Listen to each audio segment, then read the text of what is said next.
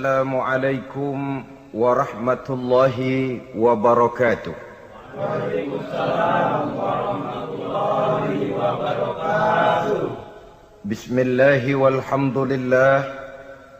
Wassalatu wassalamu ala sayyidina Rasulillah, sayyidina wa maulana Muhammad ibn Abdullah wa ala alihi wa sahbihi wa mawalah. أما بعد سبحانك لا علم لنا إلا ما علمتنا إنك أنت العليم الحكيم لا حول ولا قوة إلا بالله العلي العظيم. Saudara-saudara kaum muslimin rahimakumullah. Kalimat sibuk adalah kalimat yang paling sering digunakan orang dalam kehidupan ini. Lebih sering lagi kalimat sibuk dijadikan kambing hitam dalam berbagai persoalan, termasuk dalam kehidupan beragama. Kadang-kadang kita bertanya kepada seseorang, kenapa tadi malam tidak hadir di pengajian? Jawabannya, sibuk. Kenapa Jumatan tidak kelihatan di masjid? Jawabannya, sibuk. Kenapa dalam peringatan hari keagamaan tidak kelihatan aktif? Jawabannya, sibuk. Kalau kita berbicara soal sibuk, siapa sesungguhnya orangnya dalam hidup ini yang tidak sibuk? Makin tinggi status sosial, akan makin tinggi pula tensi kesibukan yang kita hadapi. Masalahnya ialah kita yang bisa mengatur kesibukan atau malah kesibukan yang mengatur kita. Kalau kesibukan yang mengatur kita, insya Allah sampai tua sibuk terus. Tapi kalau kita bisa mengatur kesibukan, artinya dalam hidup ini ada semacam, bahasa kerennya, description of job. Ada semacam pengaturan waktu, ada semacam pembagian tugas di dalam kehidupan. Maka pada pertemuan kali ini kita akan berbicara tentang bagaimana mengatur waktu dalam hidup menurut contoh yang diberikan oleh Rasulullah sallallahu alaihi wasallam. Menurut riwayat dari Siti Aisyah radhiyallahu anha, adalah baginda Rasul membagi waktu dalam hidupnya itu menjadi 3 bagian. Sepertiga untuk Allah, sepertiga untuk tugas, sepertiga lagi untuk keluarga. Jadi ada waktu untuk Allah, ada waktu untuk tugas, ada waktu untuk keluarga. Bukankah dalam kehidupan ini kadang-kadang berlaku kepincangan dari tingkah seseorang? Ada orang yang seluruh waktunya cuma untuk Allah saja, tugas dilupakan, keluarga terlantar. Itu bukan orang yang terbaik. Ada orang yang waktunya habis cuma demi tugas saja. Dari pagi sampai pagi lagi, kalau tidak di belakang meja, ia rapat saja kerjanya. Allah dilupakan, sujud tidak sempat, keluarga terbengkalai. Itu juga bukan orang yang baik. Ada juga orang yang waktunya cuma untuk keluarga, kerjanya ngumpul saja. Seperti bahasa Inggris bilang, mangan ora mangan pokoke ngumpul. Bermasyarakat tidak sempat, sujud tidak pernah, dengan kehidupan beragama jauh. Ini pun bukan orang yang terbaik. Orang yang baik ialah orang yang pandai mengatur waktu. Itu tadi cara baginda mengatur waktu dalam kehidupannya. Selanjutnya, bagaimana cara beliau mengisi waktu? Apa pengaruhnya dalam pribadi dan perjuangan beliau, dan apa hubungannya dengan kita? Mari kita lihat lebih jauh. Sepertiga dari waktunya adalah untuk Allah, artinya untuk beribadah kepada Allah. Bagaimana ibadahnya? Saudara-saudara, satu-satunya manusia yang dalam Al-Quran sudah mendapat jaminan ampun dari seluruh dosa yang pernah dikerjakan, cuma Rasulullah orangnya. Quran yang menjanjikan, liyaghfira lakallahu ma taqaddama min dzambika wa ma ta'akhkhar wahai Muhammad, dosamu yang dahulu, dosamu yang sekarang, dosamu yang akan datang kalau memang ada, seluruhnya sudah mendapat jaminan ampun dari Allah Subhanahu wa ta'ala. Orang yang nyata-nyata sudah mendapat jaminan ampun dari segala dosa ini, ibadahnya luar biasa. Luar biasa bagaimana? Sejarah menceritakan beliau kalau sholat malam sampai bengkak kakinya karena rajin sujud.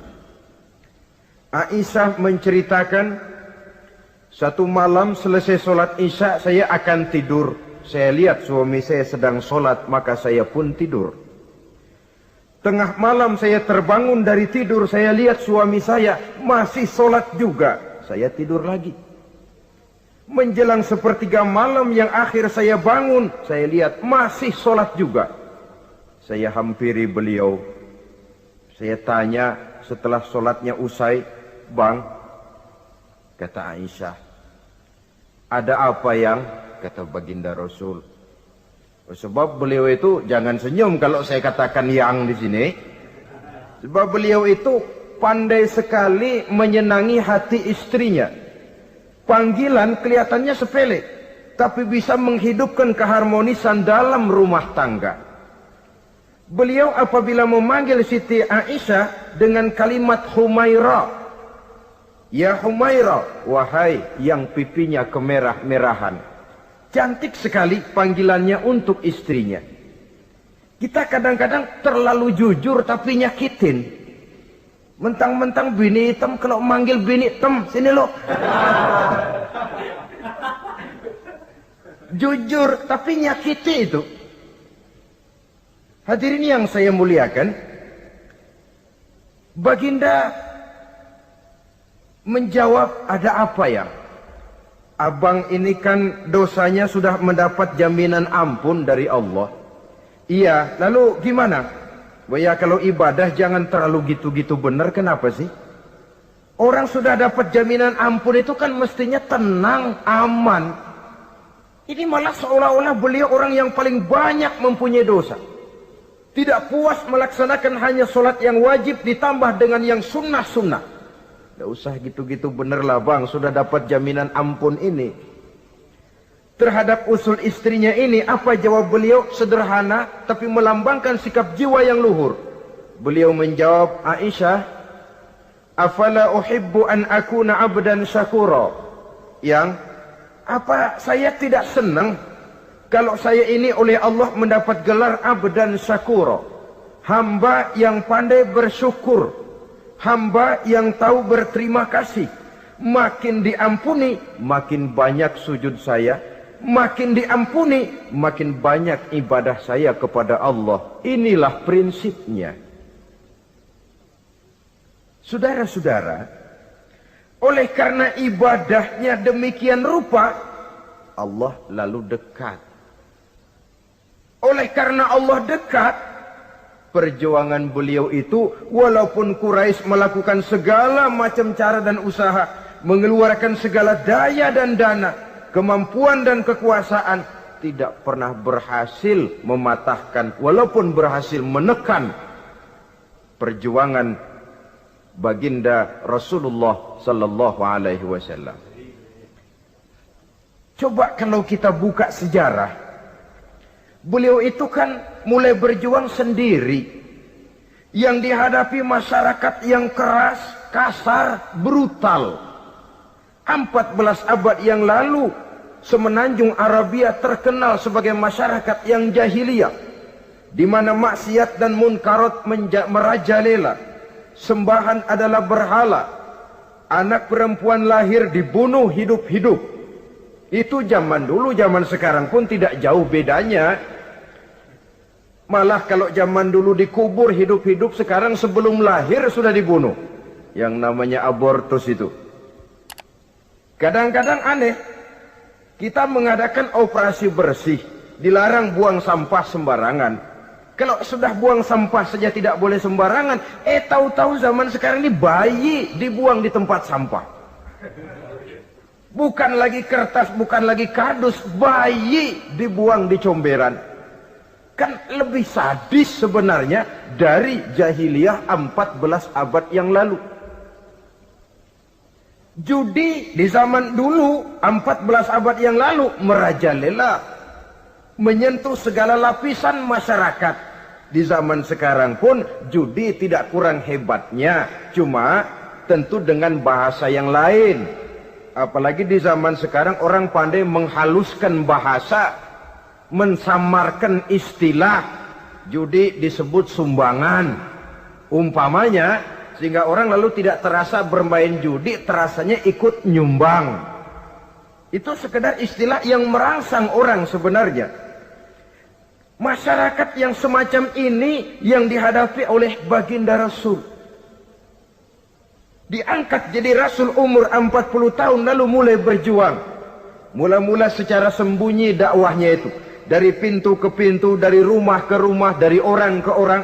Hasilnya 3 tahun gerilya berdakwah dapat pengikut tidak lebih 11 orang. Sudah tidak digaji, tidak dapat beras, hidup pun miskin. 3 tahun dakwah dapat pengikut 11 orang. Ustadz mana zaman sekarang yang masih mau ngajar? Kalau 3 tahun buka pengajian yang ngaji cuma 11, bubar. Kiai mana yang masih mau buka pondok kalau 3 tahun buka pesantren santrinya cuma 11? Pemimpin mana yang masih mau kampanye kalau 3 tahun kampanye dapat pemilih cuma 11? Bangkrut. Tapi tidak dengan Rasul. 3 tahun berlalu, turun perintah fasda bima tu'mar. Tidak usah berdakwah secara sembunyi Muhammad, sampaikan saja Islam secara terbuka. Mulailah beliau berdakwah secara terbuka, terang-terangan. Mula-mula Quraisy dikumpulkan dekat Ka'bah. Kumpulah Abu Jahal, Abu Lahab, Abu Sufyan dan gembong-gembong Quraisy. Di sana buat pertama kali secara terbuka baginda Rasul pidato. Tuan-tuan Quraisy, apakah tuan-tuan percaya kepada saya? Percaya. Kenapa? Karena Anda Muhammad sejak kecil belum pernah bohong. Baik. Jikalau memang tuan-tuan percaya kepada saya, maka mulai hari ini saya serukan kepada tuan-tuan, ankizu anfusakum minan nar. Jaga, pelihara, lindungi dan selamatkan diri tuan dari neraka. Tinggalkan segala macam berhala, jauhi Latta, Uzza, Manat dan Hubal. Sembah Allah Tuhan yang Esa, yang lam yalid walam yulad, yang tidak beranak dan tidak diperanakan. Ini dakwah pertama yang beliau sampaikan. Selesai beliau pidato, Abu Lahab interupsi, angkat tangan. Muhammad, ada apa paman? Alihaza jama'tana, cuma untuk dengar ocehan kayak begini kami dikumpulkan di sini. Tabban laka ya Muhammad. Kalau bahasa kasarnya mau mampus kamu Muhammad. Nabi tidak jawab, Allah yang jawab. Tabbat yada abi lahabi wa tab, ma aghna anhu maluhu wa ma kasab. Bukan Muhammad yang celaka, Abu Lahab lah yang kelak akan menemui kecelakaan. Dakwah terus berlangsung. Ketika dakwah secara terbuka sudah dimulai, hambatan dan tantangan mulai datang. Sejak dari teror mental sampai kepada teror fisik. Dan puncaknya terjadi pada saat beliau berumur 53 tahun, di mana Quraisy mengadakan rapat di satu rumah yang disebut Darul Arqam. Kumpulah di situ dedengkot Quraisy. Siapa lagi kalau bukan Abu Jahal, Abu Lahab? Mereka rapat pleno lengkap. Setelah rapat dibuka, kata Abu Lahab kepada Abu Jahal, Jahal, bagaimana ini Muhammad? Iya bagaimana? Apalagi yang belum kita lakukan, kata Abu Jahal. Kita fitnah sudah, kita caci maki tiap hari, kita lontari kotoran onta, sahabat-sahabatnya kita bantai, tapi mereka tetap tegar. Iya, kata Abu Jahal, Dan sekarang ini sahabatnya sebagian berangsur-angsur sudah hijrah ke Madinah. Ini pertanda Islam akan berkembang di kota Madinah. Kalau nanti dia berhasil di Madinah lalu menyerbu ke Mekah, alamat habis kita gulung tikar. Makanya kata Abu Jahal, makanya apa? Makanya dari dulu juga saya bilang, kempesin aja itu. Jadi kalau bahasa okemnya kan begitu tuh. Bunuh saja Muhammad, bunuh. Iya, soal bunuh sih gampang kata Abu Lahab. Tapi Muhammad kan tidak keluar dari batu. Dia punya keluarga, sanak famili dan handai tolan. Kalau keluarganya menuntut balas bagaimana ini? Gampang. Kita kan banyak punya suku. Tiap-tiap suku kan punya juara, tukang-tukang pukul. Sewa saja. Tiap suku ambil tukang pukulnya. Kita kepung rumah Muhammad, bunuh sama-sama. Kalau keluarganya akan menuntut balas, dia akan berhadapan dengan seluruh suku yang ada di semenanjung Arabia ini. Bagaimana, setuju? Setuju. Nah, sudah. Kapan kita bunuh Muhammad? Kapan lagi? Tidak usah buang waktu. Besok malam. Ya, besok malam kita bunuh Muhammad. Tapi awas. Semua yang ikut rapat di sini, ingat baik-baik. Ini rahasia negara. Besok malam kita akan membunuh Muhammad. Siapa yang berani membocorkan rahasia negara ini, supersip. Dianggap menghambat program Quraisy. Itu nanti dijatuhi hukuman berat ya. Jaga rahasia baik-baik bahwa besok malam kita akan membunuh Muhammad. Sanggup? Sanggup. Rapat selesai. Hadirin boleh bubar ke rumah masing-masing. Pulang. Namanya manusia. Bocor juga rahasia ini. Begitu pulang, cerita sama istrinya. Bu, anu loh bu, apa pak? Saya tadi ikut rapat. Rapat apa tuh pak? Besok malam akan ada pembunuhan. Pembunuhan? Pembunuhan. Siapa toh yang mau dibunuh? Muhammad. Tapi jangan bilang-bilang ya. Ini rahasia negara. Ini rahasia negara bu. Jangan bilang-bilang. Iya pak, iya. Nah besok pagi istrinya ngobrol sama tetangganya. Mbak Ayu tahu nggak? Apa toh?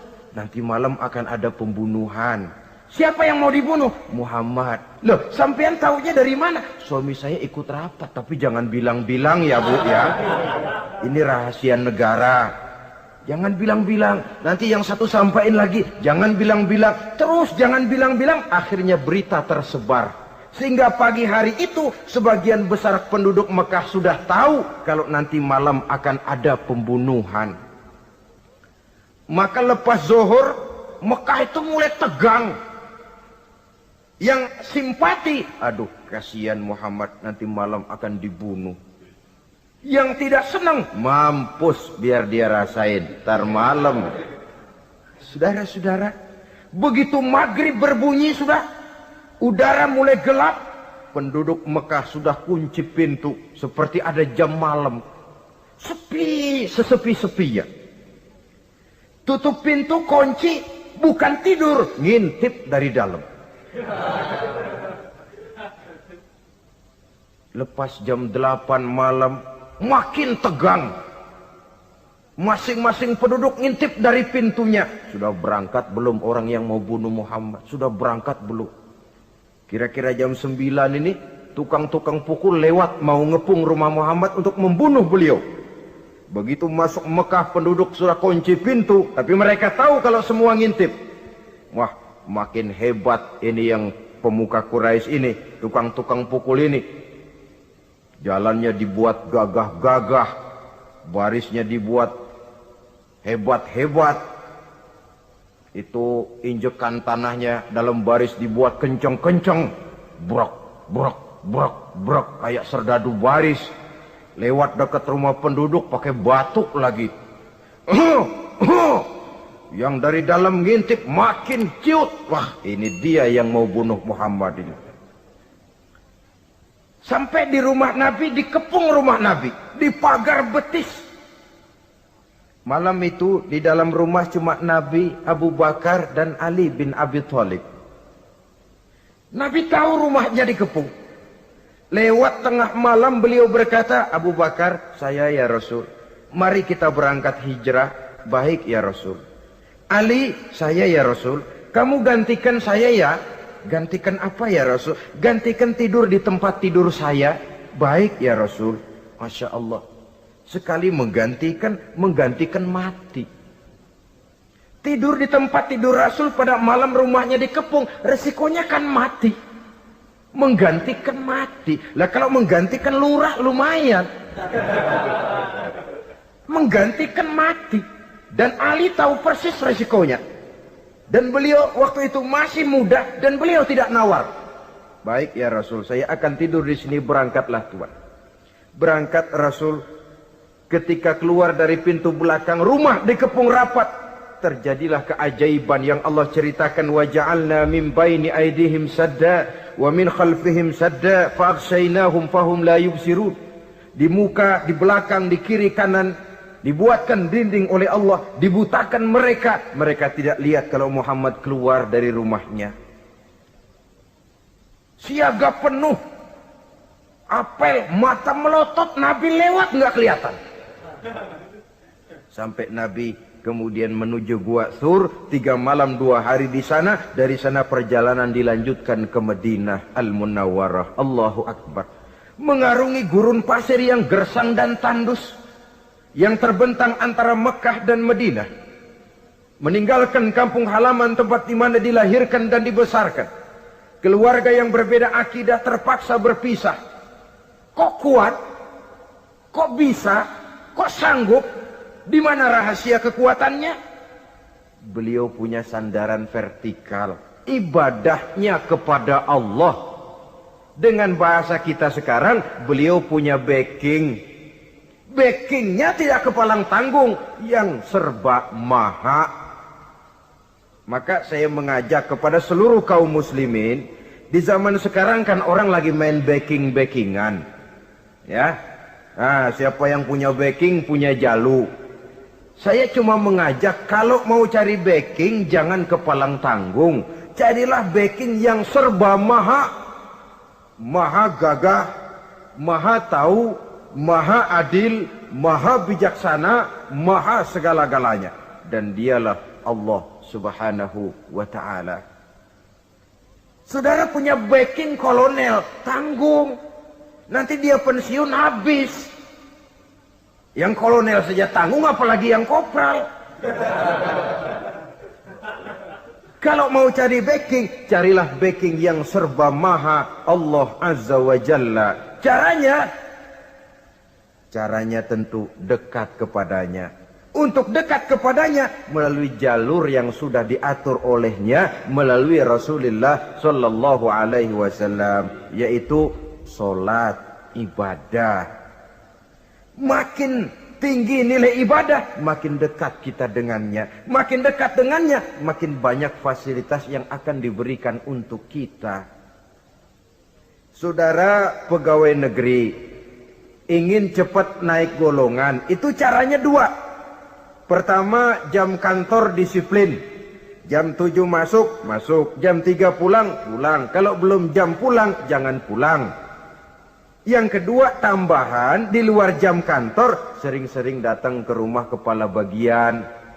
Apa malam minggu, apa hari minggu, apa bawa jeruk, apa pisang Ambon, kan begitu toh. Ini nanti kan kepala bagian kan nilai, karyawan saya yang satu ini jam kantornya disiplin, tambahan dia sering datang hari Minggu di luar jam kantor bawa jeruk lagi. Ini mestinya belum naik, lah gue naikin dulu ke atas. Naik, saudara-saudara. Yang saya maksud apa? Itu zuhur, asar, maghrib, isya, subuh, jam kerja resmi itu, jam kantor. Lah, ada kunjungan di luar jam kantor, yang namanya tahajud, yang namanya hajat, yang namanya duha. Nanti kan Allah lihat, ini hambaku yang satu ini jam kantornya betul, zuhur, asar, maghrib, isya, subuhnya tepat. Tambahan di luar jam kantor, dia sering menghadap kepadaku. Nah, hambaku ini aku angkat kau maqamam mahmuda, ke satu tempat yang terpuji. Kalau Allah yang ngangkat, satu negara orang mau rendahkan kita, kita akan tetap tinggi. Kalau Allah mau rendahkan, satu negara mau angkat kita, kalau memang dasar mesti nyungsap ke bawah. Inilah perlunya sandaran vertikal. Inilah perlunya kita mempunyai backing hanya kepada Allah. Pada waktunya orang akan sampai ke titik jenuh. Dalam kesunyian orang sering mempertanyakan eksistensi diri. Mulai mempertanyakan hakikat keberadaannya. Di tengah kesibukan bisnisnya, di tengah kesibukan kerja dari rapat ke rapat, dari kantor ke kantor, dari tender ke tender, orang akan sampai kepada titik jenuh. Dikala itu dia memerlukan ketenangan, dikala itu dia memerlukan kedamaian, dikala itu dia mencari eksistensi diri. Sebenarnya hidup ini mau apa sih? Cuma sekedar menjalani hal-hal yang rutin saja, pergi pagi pulang sore, peras keringat, banting tulang, atau ada tujuan yang lebih luhur daripada sekedar ini? Dikala itulah dia mulai mencari jalur untuk mendekatkan diri kepada Sang Pencipta. Dan tidak bisa ingin dekat dengan Allah, saudara, pakai aturan sendiri. Ingin dekat dengan gubernur harus ikut aturan yang ditetapkan oleh protokolnya gubernur. Ingin dekat dengan presiden, ya ikut jalur yang sudah disusun oleh protokolnya presiden. Ingin dekat dengan Allah, ya ikut jalur yang sudah diatur oleh Allah melalui Rasulnya. Apa itu? Ya diantaranya sholat, puasa, dan ketentuan-ketentuan ibadah yang lain. Tidak bisa dengan prinsip, yang penting kan hati baik, berjiwa bersih, akhlak luhur. Tidak usah sholat kalau hati baik sudah dekat dengan Allah. Oh, alangkah enaknya kalau begitu. Kalau dengan itu bisa dekat dengan Allah, rasanya Nabi Muhammad yang paling dulu berhenti sembahyang. Kenapa? Beliau orang yang hatinya paling baik. Beliau orang yang budinya paling luhur. Kalau budi luhur dan hati baik sudah menjamin untuk dekat dengan Allah, Nabi dulu berhenti sholat. Nyatanya tidak. Beliau orang yang berbudi luhur, berakhlak baik, entoh ibadahnya demikian rupa. Dan beliau adalah standar untuk kita jadikan contoh dalam mengamalkan ajaran-ajaran agama di kehidupan kita ini. Saudara, itu tadi sepertiga waktu beliau untuk ibadah, untuk Allah. Sepertiga yang kedua dari waktu beliau adalah untuk tugas. Dalam hal ini, sebagai seorang Rasul, menyampaikan risalah Islam berhadapan dengan umat. Yang jadi soal ialah, apa modal utama beliau di dalam melaksanakan tugas? Dan ini nanti sebagai cerminan buat kita. Modal utamanya pertama adalah keteladanan, dan yang kedua adalah akhlak. Sekarang ini kita hampir nyaris mengalami berbagai macam krisis. Yang paling santer kita dengar adalah krisis wibawa. Ada pak guru dicegat muridnya di jalanan, dipukulin karena nggak naik kelas katanya. Nampaknya guru nggak lagi berwibawa. Di satu pihak mungkin karena si guru tidak bisa digugu dan ditiru. Di lain pihak juga murid tidak lagi mengenal arti rasa hormat kepada pak guru. Nah, kenapa krisis wibawa timbul? Karena tidak ada keteladanan. Adapun Rasul, wibawa beliau timbul di tengah umat karena keteladanan ini. Apapun yang beliau ajarkan kepada umat, beliau adalah pelaksana pertama. Dengan kata lain, satunya kata dan perbuatan. Ini yang sangat diperlukan di zaman kita sekarang. Bukan cuma sekedar simposium, muktamar, kongres, rapat besar dengan keputusan bertumpuk-tumpuk kertas di atas meja, tetapi tidak pernah terrealisir dalam kehidupan. Yang kita perlukan adalah satunya kata dan perbuatan. Bahwa kalau itu yang diucapkan, itu yang diterapkan. Kalau itu yang diteorikan, itu yang dikerjakan. Keteladanan. Yang kedua, rahasia sukses beliau dalam melaksanakan tugas berhadapan dengan umat, akhlak. Beliau tidak menyampaikan Islam ini dengan kekerasan, tidak juga dengan bujuk rayu harta, Tidak pula dengan menakut-nakuti orang. Belum pernah kita baca dalam sejarah beliau teriak-teriak, awas yang tidak masuk Islam dipecat jadi orang Arab. Tidak. Atau dengan bujuk rayu, ayo siapa masuk Islam super mie 2 bungkus. Tidak. Sebab kebenaran tidak bisa dipupuk dengan materi. Kebenaran adalah soal keyakinan, dan keyakinan adalah soal batin. Orang yang beragama karena tertarik kepada supermi, orang yang beragama karena tertarik kepada pakaian, kepada obat-obatan, nilai imannya dipupuk dengan materi. Dan usaha seperti itu sama saja dengan menegakkan benang basah. Dia percaya kepada sesuatu yang dia tidak mengerti. Dia yakin kepada sesuatu yang dia tidak tahu apa bentuk yang dia yakini itu. Alangkah malang dan kasihannya orang yang beragama seperti ini. Tidak demikian dengan Rasul. Islam ini adalah satu keyakinan. Keyakinan terhadap kebenaran hanya bisa ditegakkan dalam nurani manusia yang paling mendasar. Karena itu dia tidak bisa dipaksakan. Dan itu pula sebabnya Quran punya prinsip la ikraha fid din. Tidak ada paksaan dalam beragama. Mau Islam silahkan, tidak mau Islam silahkan. Allah tidak memaksa. Tapi ayat ini jangan disalah pakai. Tidak pernah sholat, ditanya orang, kamu kan Islam kok tidak sholat? La ikraha fid din dong. Salah pakai. Yang tidak ada paksaan dalam beragama itu untuk orang di luar Islam. Kepada tuan-tuan di luar Islam, la ikraha fid din, tidak ada paksaan masuk Islam. Tapi kalau sudah masuk ke dalam Islam, maka berlaku peraturan Islam. Contohnya begini saja, tidak ada paksaan masuk ke rumah saya. Itu toh. Mau masuk silahkan, tidak mau masuk tidak ada urusan. Tapi sekali saudara masuk ke rumah saya, saudara harus ikut tata tertib yang ada di dalam rumah saya. Kira-kira beragama itu begitu.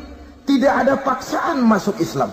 Tapi sekali saudara masuk Islam, maka berlaku peraturan Islam untuk kehidupan saudara.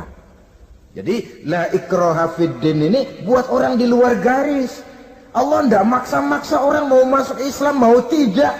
Silahkan saja. Tapi ketika orang mendapat hidayah, masuk ke dalam Islam, peraturan Islam berlaku dalam kehidupannya.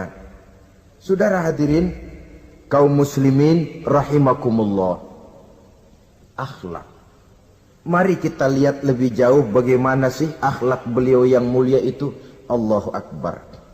Kalau orang berakhlak kepada teman, itu sih biasa. Tapi berakhlak kepada musuh, ini yang luar biasa. Ini yang agaknya Allah saja memuji beliau. Wa innaka la'ala khuluqin azim. Engkau Muhammad benar-benar berada di atas budi pekerti yang luhur dan terpuji. Kalau saya baik kepada orang yang memang baik kepada saya, logis toh. Wajar, memang harusnya.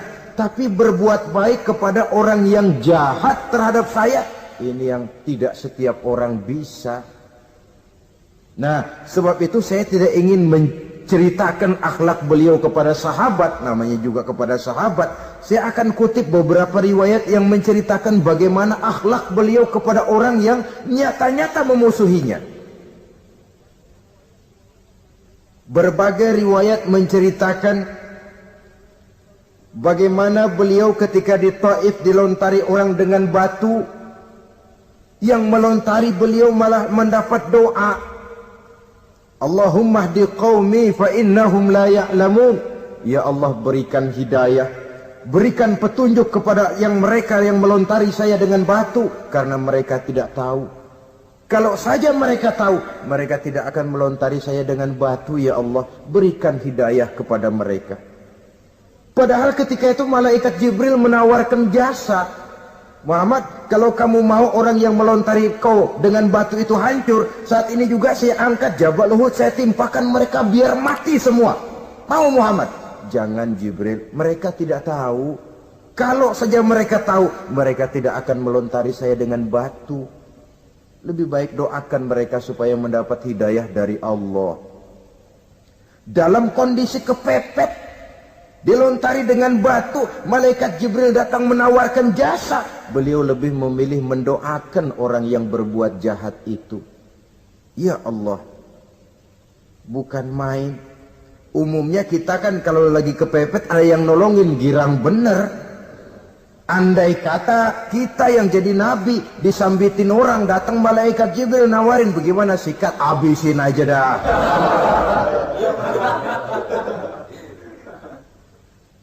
Ini akhlak kepada musuh.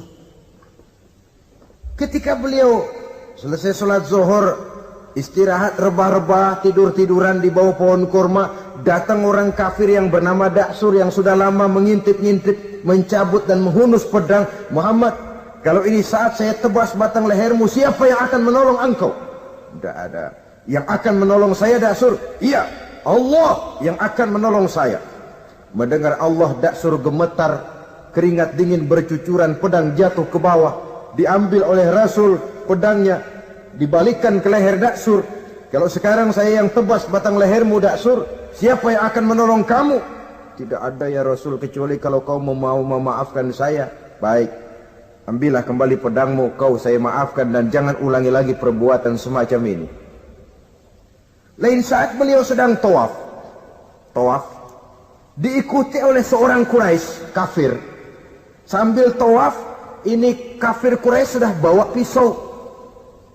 Dia pikir nanti di satu sudut yang agak gelap saya tikam Muhammad dari belakang, saya bunuh dia. Jadi kafir ini pura-pura ikut tawaf. Jahatnya orang kafir itu kan begitu, tawaf ya ikut pura-pura tawaf, ada kesempatan sikat dari belakang.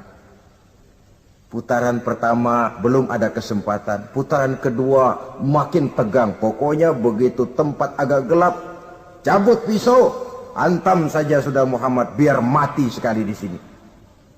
Dan Nabi tahu, oh ini asisten pribadi malaikat Jibril ngasih tahu tuh. Jadi malaikat Jibril memberitahu, awas Muhammad, itu di belakangmu orang cuma pura-pura tawaf. Dia bawa pisau mau bunuh kamu, hati-hati Muhammad, Roger ganti gitu.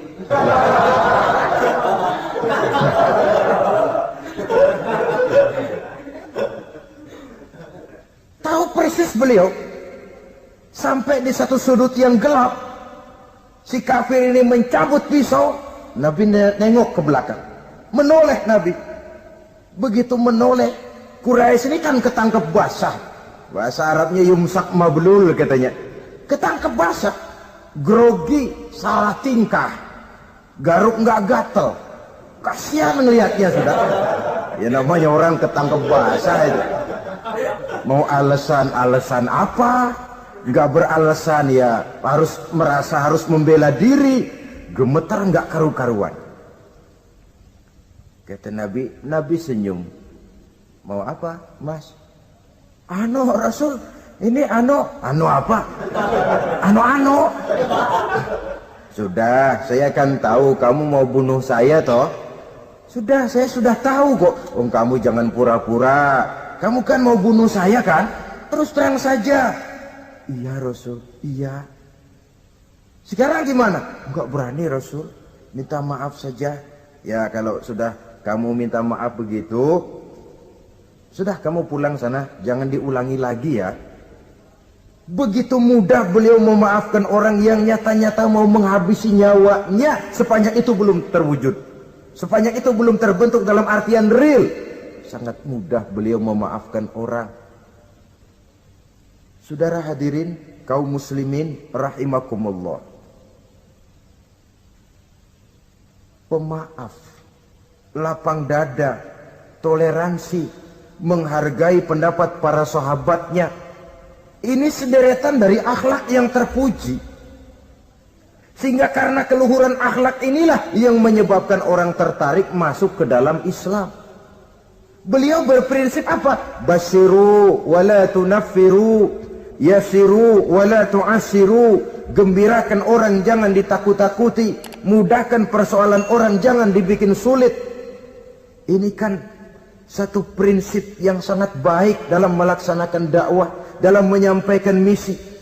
Apapun tugas kita di masyarakat, sebagai pegawai pemerintahan, pejabat negara, pedagang, pengusaha, seniman, ustadz, mubaligh, kiai, ulama. Dalam berbagai profesi, modal utama untuk sukses adalah akhlak. Sebab hati kita yang tahu cuma Allah. Orang lihat penampilan kita, orang lihat muka kita. Sebab itu Nabi katakan, innakum la tas'una an-nasa bi amwalikum walakin yas'uhum minhum bastul wajhi wa husnul khuluqi. Kamu tidak akan bisa menarik simpati orang banyak dengan hartamu, tapi bisa kau tarik simpati orang banyak dengan akhlak yang baik dan muka yang senyum, muka yang enak dilihat. Orang kadang sering bilang, dia mah biar mukanya begitu hatinya baik. Iya, soal hati kita nggak tahu. Yang kita lihat pertama, muka. Bagaimana gue mau ikut dia, mukanya kayak batu kuburan. Kesan serem pertama itu kan sudah ada. Walaupun kadang-kadang hati memang baik, tapi hati itu kan urusan Allah. Yang kita lihat pertama, muka. Ini barangkali nanti termasuk teori dalam psychology of salesman ya. Bahwa sesuatu yang baik, kalau dihidangkan dengan cara yang tidak baik, orang tidak akan tertarik. Lihat saja, orang sekarang ini kan, entah makin lajunya dunia bisnis kita, masuk ke rumah-rumah kita, cuma menawarkan air jahe, menawarkan sasa, menawarkan kecap bango, menawarkan barang-barang yang katanya remeh. Ini kan termasuk psychology of salesman. Yang datang ya biasanya perempuan, wajahnya ya lumayan, paling kurang sedikit di atas 6 lah begitu. Nah. Lalu tutur katanya sopan, masuk ke rumah tidak sungkan, ada rasa familiar, rasa kekeluargaan, lalu datang. Taktik untuk menawarkan barang yang jadi merek dagangannya. Nah, Islam ini agama yang baik. Kalau disampaikan dengan cara yang tidak baik, sadis, memponis, orang akan lari dan jauh. Menyinggung, bukan menyentuh. Siapapun kalau tersinggung lari, tapi kalau tersentuh, dia akan mendekat. Apaan lo Islam bayang begitu? Mikir nih anakku, sembayang diomelin, mendingan kagak sembayang sekalian ketahuan. Saudara hadirin yang saya muliakan, ini yang diberikan contoh oleh baginda Nabi. Apapun tugas kita, pedagang, utamakan akhlak, petani, utamakan akhlak, seniman, utamakan akhlak, mubaligh, utamakan akhlak, pejabat negara, utamakan akhlak, pelayan dan pengabdi masyarakat, utamakan akhlak. Saudara hadirin yang saya hormati, kaum muslimin yang berbahagia. Jadi untuk sukses di masyarakat, untuk sukses di tempat tugas, modal utama adalah akhlak. Dan ini yang dicantikan contoh dari Nabi kita Muhammad sallallahu alaihi wasallam. Sepertiga waktunya untuk tugas. Dalam menjalankan dan melaksanakan tugas sebagai seorang rasul, menyampaikan risalah Islam, berhadapan dengan umat, modal utamanya adalah akhlak. Demikian juga kita di masyarakat. Dan akhlak itu memang harus dibiasakan sejak kita kecil. Sehingga dengan demikian nilai-nilai yang baik akan terus terbawa sampai di hari tua kita. Saudara-saudara, rasanya kehancuran satu bangsa dimanapun di dunia ini selalu dimulai dengan kehancuran akhlak daripada bangsa itu sendiri. Dan kehancuran akhlak itu bisa saja terjadi di tengah kemakmuran ekonomi, di tengah maju dan canggihnya teknologi. Kapan? Apabila pegangan orang kepada agama sudah lemah dan rapuh. Kita tengok di negara-negara di sebelah barat kita, kemajuan teknologi yang tidak diimbangi dengan kuatnya pegangan orang kepada agama telah melahirkan budaya-budaya yang merendahkan martabat manusia. Lahirlah kebudayaan hippies, lahirlah kebudayaan nudis, hidup serba bosan dengan ini dan itu karena segalanya sudah dimiliki, rumah mentereng, jumlah kendaraan sejumlah keluarga, kapal pesiar di laut mewah, pesawat udara punya, setelah ini punya ini, ada semua ada, titik jenuh sampai. Mau apa semua ini? Akhirnya ingin hidup apa adanya, tidur di goa-goa, tidur di kaki-kaki gunung, tidur di hutan belantara, pakaian kumel. Itu hipis-hipis yang datang kemari, yang pakaiannya kumuh, tambelan, lepis belel. Padahal di kantongnya cek, travel cek, dolar. Lain hipis kita, emang benar-benar gembel.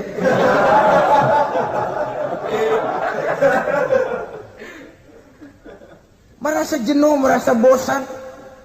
Bahkan sebuah berita dari Jerman, orang terlalu kaya, pulau dibeli. Di pulau itu dia bikin satu klub yang bernama klub nudis. Setiap anggotanya boleh masuk ke pulau itu dengan catatan tidak boleh pakai pakaian selembar pun. Alias bugil. Telanjang bulat. Oh, sudah telanjang bulat itu. Dan di sana berlakulah apa yang disebut serba boleh.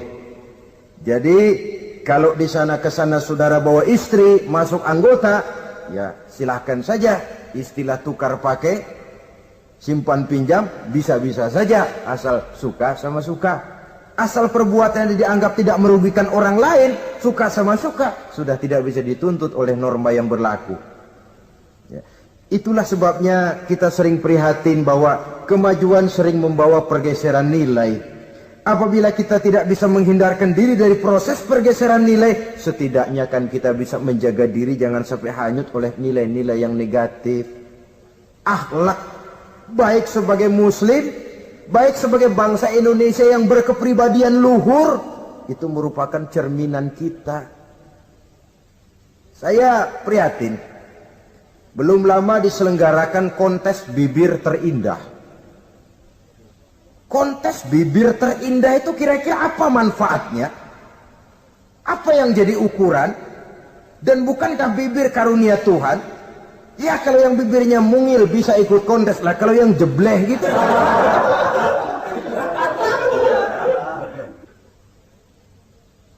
Kontes bibir terindah masih hangat dibicarakan orang. Sudah muncul lagi kontes betis terindah. Nah kalau sudah bicara soal betis ini, kan yang terbayang oleh kita kira-kira ukurannya apa? Yang diukur itu apanya ya? Ya tentu betisnya itu. Nah paling celaka kalau betis-betis yang ikut itu nanti jadi milik panitia semua kan.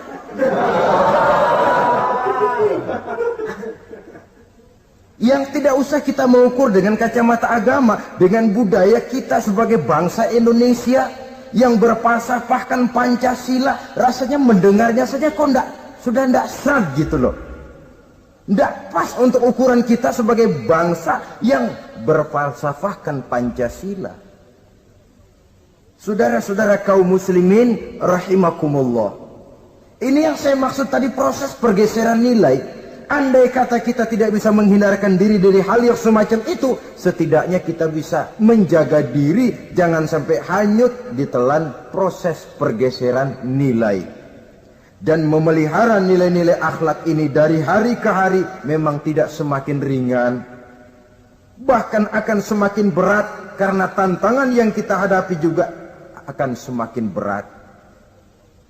Inilah sepertiga yang kedua dari waktu beliau untuk melaksanakan tugas. Jadi modal utama dalam melaksanakan tugas, akhlak. Di antara nilai akhlak itu, prinsip Nabi tadi, gembirakan orang, jangan ditakut-takuti, mudahkan urusan orang, jangan dibikin sulit. Sehingga kalau yang memang mudah lalu dipersulit, itu sudah mencerminkan akhlak yang tidak diajarkan oleh Rasulullah sallallahu alaihi wasallam. Kemudian yang terakhir, sepertiga yang ketiga dari waktu beliau adalah untuk keluarga. Jadi tadi ada waktu untuk Allah, ibadah. Ada waktu untuk tugas. Dan yang ketiga ada waktu untuk keluarga. Bagaimana Rasul di tengah keluarganya? Anas bin Malik bercerita, saya 11 tahun membantu di rumah tangga Rasul. 11 tahun itu kan artinya 11 kali 360 hari kali 24 jam. Bukan waktu yang sebentar itu. Selama 11 tahun saya membantu di rumah tangga Rasul, kata Anas, belum pernah saya dengar kata-kata kasar, keras, membentak. 11 tahun saya membantu di rumah tangga beliau, belum pernah saya lihat ada piring terbang, ada bakyak melayang. Artinya apa? Cerminan dari ketentraman, keayeman, kedamaian rumah tangga beliau. Padahal rumah tangganya kecil. Istrinya lebih dari satu. Tapi aman, tentram, rukun. Kita kadang-kadang istri satu seminggu 7 hari, perang 6 hari. Cuma 1 hari gencatan senjata. Saudara hadirin, saudara kaum muslimin, rahimakumullah. Kalau beliau tidak menyenangi satu masakan, misalnya masakan istrinya, tidak mencah-mencah, cuma kelihatan dari makannya barangkali tidak begitu banyak, tapi tidak pernah mencela apapun yang dimasak istrinya. Senang ya dimakan, tidak senang ya dimakan karena menghargai lelah jerih payahnya istri. Ini kelihatannya sepele, tapi dari sini keharmonisan rumah tangga itu bisa saja timbul. Bukankah seseorang hanya bisa sukses di tempat tugas? Jadi apapun dia, kalau berangkat dari ketentraman dan ketenangan di rumah tangga. Dan tidak ada orang bisa meraih sukses kalau dia berangkat dari rumah tangga yang berantakan. Itulah sebabnya ini sangat diperhatikan oleh baginda Rasul. Dari rumah yang kecil, dari tempat tidur yang sederhana, yang sebelah itu kain kasar, sebelah dipakai untuk tidur, sebelah dipakai untuk selimut. Jadi kasur merangkap selimut. Allahu Akbar. Tapi dari rumah tangga yang semacam itu keluar ucapan baiti jannati, rumah tanggaku laksana sorga bagiku. Di mana sih rahasianya? Karena rumah tangga beliau didirikan di atas ajaran agama. Agama membuat suami istri tahu hak dan tahu kewajiban. Kalau kewajiban dilaksanakan, hak diberikan, akan timbul saling pengertian. Apabila ada pengertian, akan timbul ketenangan, dan ketenangan adalah tangga utama untuk mencapai rumah tangga bahagia. Apalah artinya? Seperti banyak istilah orang, rumah bertingkat, uang banyak berlipat-lipat, kendaraan serba mengkilat, istri pun cantik memikat, kadang-kadang jumlahnya 4, tapi tiap hari kiamat. Tidak pernah ada ketenangan dan kedamaian di rumah itu.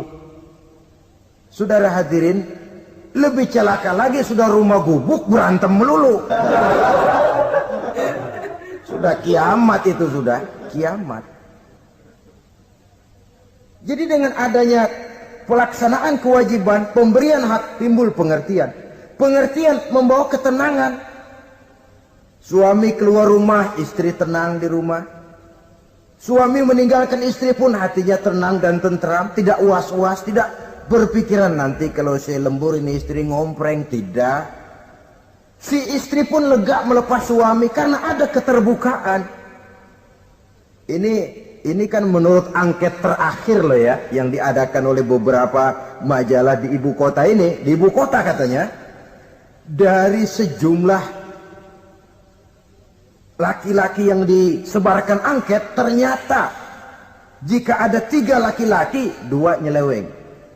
Jadi angka penyelewengan itu 2/3 dari jumlah laki-laki itu menyeleweng katanya. Ya mudah-mudahan yang kumpul di sini termasuk 1/3 yang nggak nyeleweng itulah. Dan tidak semua bentuk penyelewengan itu karena alasan ekonomi. Bukan pula karena alasan ketidaksetiaan istri. Tapi merupakan cerminan dari sikap hidup di mana orang jauh dari nilai-nilai agama, sehingga penyelewengan itu dianggap sesuatu yang manusiawi, biasa-biasa saja, bahkan kadang-kadang ikut membentuk status sosial, melahirkan kebanggaan. Innalillahi.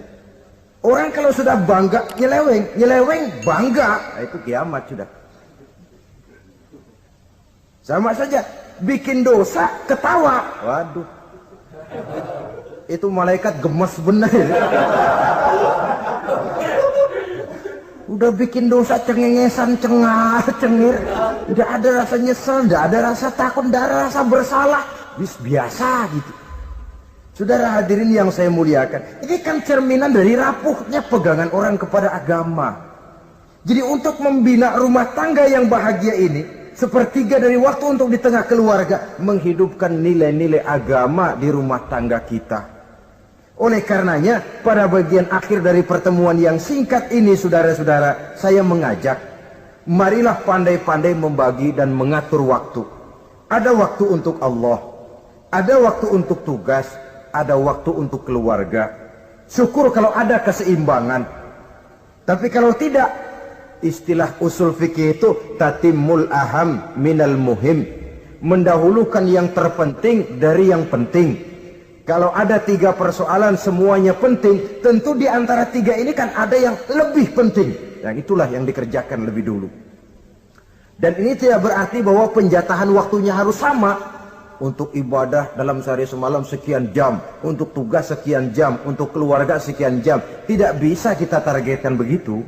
Dan yang dimaksud di sini pun adanya pengaturan. Pengaturan tidak berarti bahwa harus sama waktunya, tidak. Kita melihat kepentingannya.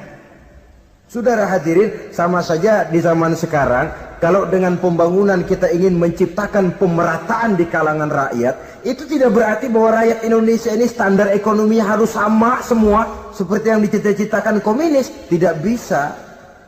Menciptakan pemerataan artinya, kalau yang kaya bisa semakin kaya, kenapa yang miskin tidak bisa naik jadi sedikit kaya?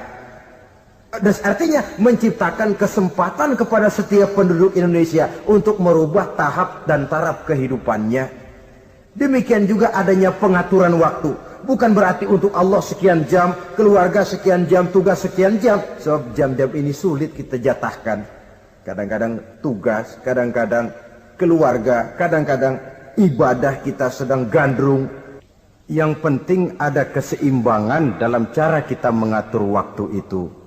Nah, saudara-saudara, demikianlah pertemuan dan pembicaraan kita kali ini. Terima kasih atas segala perhatian. Mohon maaf atas segala kekurangan. Usikum wa nafsi bitaqwallah. Wassalamualaikum warahmatullahi wabarakatuh.